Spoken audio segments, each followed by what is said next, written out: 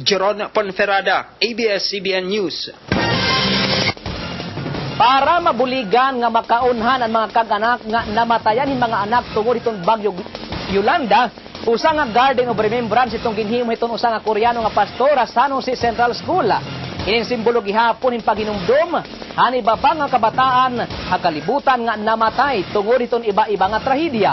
Nagpapatrol, Melanie Bingo.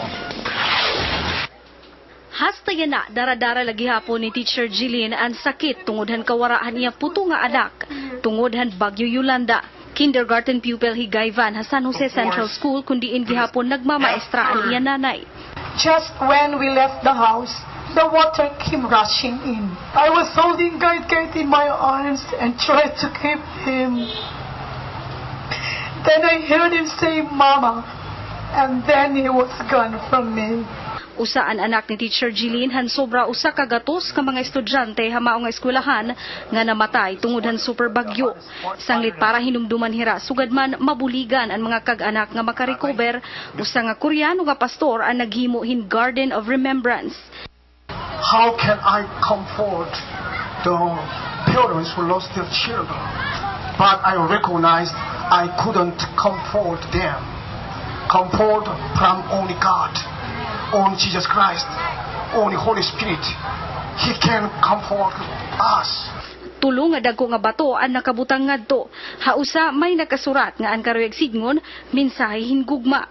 Hausa naman in may pahinungod ha mga bata nga biktimahan bagyo Yolanda ha iba-iba nga dapit.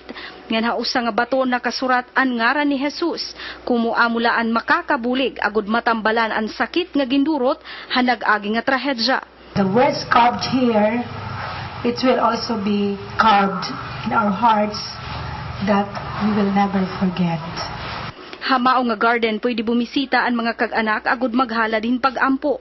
Ginlalauman nga magiging dako ini nga bulig haira agud hinay-hinay nga makarawat ang natabo ngan makadasig man gihapon haig kasi mga kag-anak nga naagi hinsugad nga kahimtang. Makurin duro syempre waray iba nga makaka-intindi aton kundian.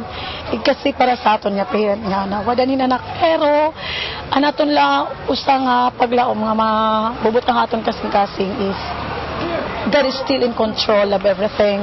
Kumo paghatag hin inspirasyon ginkantahan ang mga kag-anak han mga Koreano nga bisita. Nagkanta liwat in taga-Samar nga grupo.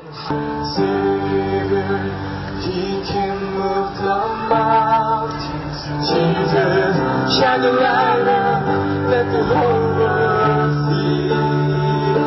We're singing for the glory of the risen King. Sa Kanya mo mahanap ang hinahanap mo, ba't may bakanti sa puso kasi para yan kay Kristo. Sa Kanya ikaw ay makukontento, hindi ka kulang sa Kanya, ikaw ay kompleto, kompleto.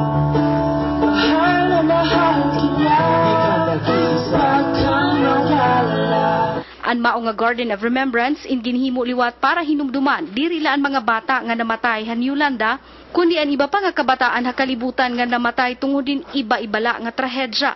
Parehas na laan mga estudyante nga naupodhan kalunod din usa nga barko ha South Korea, tulo ka bulan na ang nakakalabay.